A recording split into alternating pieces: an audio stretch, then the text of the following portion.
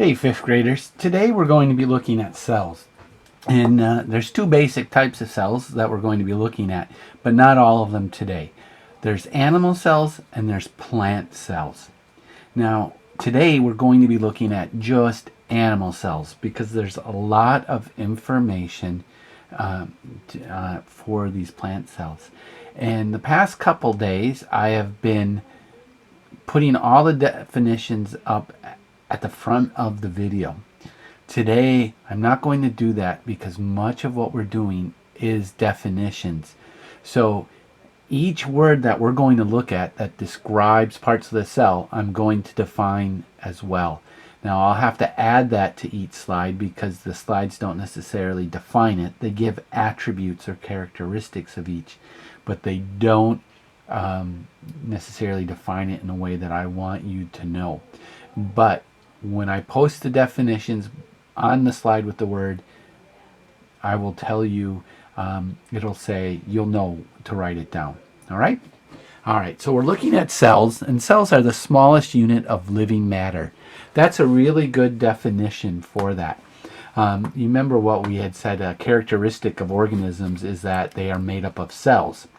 And cells are sort of like atoms. You know, atoms are the smallest part of a substance that is still at that element. So a gold atom is still gold, but if you get smaller than that, then it's not really gold anymore. Well, here a cell is the smallest unit of living matter in an organism. So write down this definition. Cells, the smallest unit of living matter.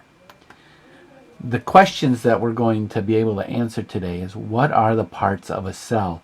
And we have 1, 2, 3, 4, 5, 6 parts that we're going to be talking about today in different amounts of detail. So you'll be able to answer what are the parts of the cell, at least an animal cell. Plant cells may vary just a little bit. We're going to skip ahead here. You can see the parts of a cell there. Animal cells. We're not going to spend, we'll come back to this. The first part that we're going to be talking about is the cell membrane. And the cell membrane encloses the contents of a cell. So that'll be our definition, and it'll appear probably right about now. It's what the cell, you could think of it as a balloon. The balloon has an inside and air's on the inside, but the membrane would be the actual rubbery part of the balloon. And that's what a cell membrane is. And so a cell membrane gives the cell, oh man, it's hard to say. It gives the cells their shape. It surrounds the cell and controls what enters and leaves the cell. Because each cell consumes energy. And that food that it consumes, the energy that it gets from the foods you eat, needs to be able to enter in and out of the cell. Or the waste has to exit. The food has to go in. So the cell membrane controls that.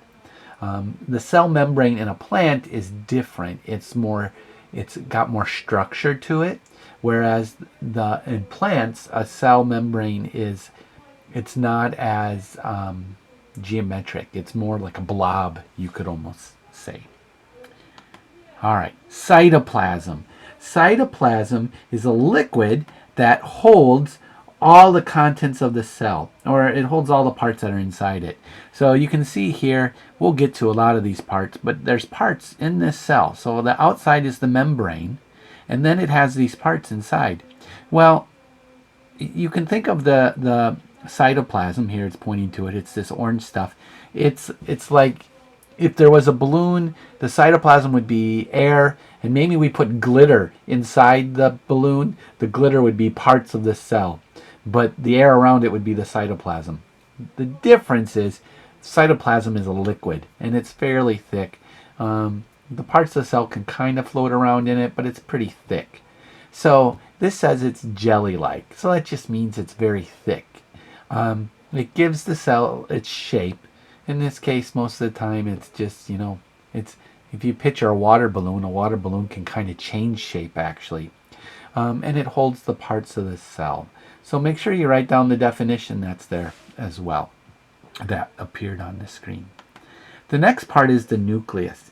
And I'm going to give you a simple definition of the nucleus, but it's a bit more complex than what the definition will be. But for the most part, it's the part of the cell which controls growth and reproduction. It's kind of like the brain of the, of the cell. So here we see it's the control center. So it tells the cell when to divide, when to do certain things. So it directs the cell's activities. It's enclosed in the membrane, so it's inside the cell. It makes more cells. So that's how that's how a body grows. The cells divide, they split in two and create more cells, and then those cells that were made split again, and then they split again and split again, and before you know it, you have millions and millions of cells. So it produces energy, it takes in materials, and it gets rid of waste.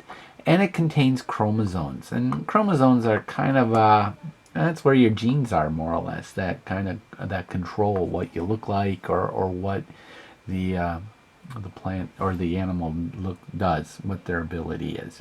So once again, the nucleus is the part of the cell which controls growth and reproduction. All right, next is the mitochondria. You can say that word with me, mitochondria. Yes, Jerome, I said mitochondria, and I said you need to do that. And the mitochondria process food for energy. So when the food comes into the cell, the mitochondria is what actually digests it, I guess, and sends it around the cell. So it releases the energy the cell uses to do its job. So whatever the function of that cell is, the mitochondria gives it that energy. It's shaped like an oval. It has an inner and outer membrane, and it's called the powerhouse because it's where it gets its energy from. So the mitochondria processes the food. All right. A vacuole. A vacuole is a small cavity in organic tissue. So a cavity is basically, you could think of it, if you have a cavity in your tooth, it's a hole. In a cell, it's kind of like a hole, but it stores things. So the energy that the mitochondria produces extra can be stored in there. The vacuoles also store waste. So there's it's basically a storage unit where the cell keeps extra things. So once again, it's the part of the cell. It's a small cavity in organic tissue. So it's just here in the picture. Let's see where we can find a vacuole. This is very small print. There's the mitochondria in blue. Membrane. This is exciting. I'm looking for maybe there's no vacuoles here. They don't show the vacuoles. Man, we've been robbed. All right. Well, we'll find it in a different picture. All right. The next one is the ribosomes. And ribosomes are particles in the cytoplasm that are active in protein synthesis. That probably doesn't make a whole lot of sense to you. But basically what it does is it makes proteins. And they are bound to the membranes of other organelles. So the individual parts of a cell are called organelles. The ribosome's big job is to make proteins. All right, plant cells we're not going to get to today. We're going to stop there. But those are the basic parts of an animal cell.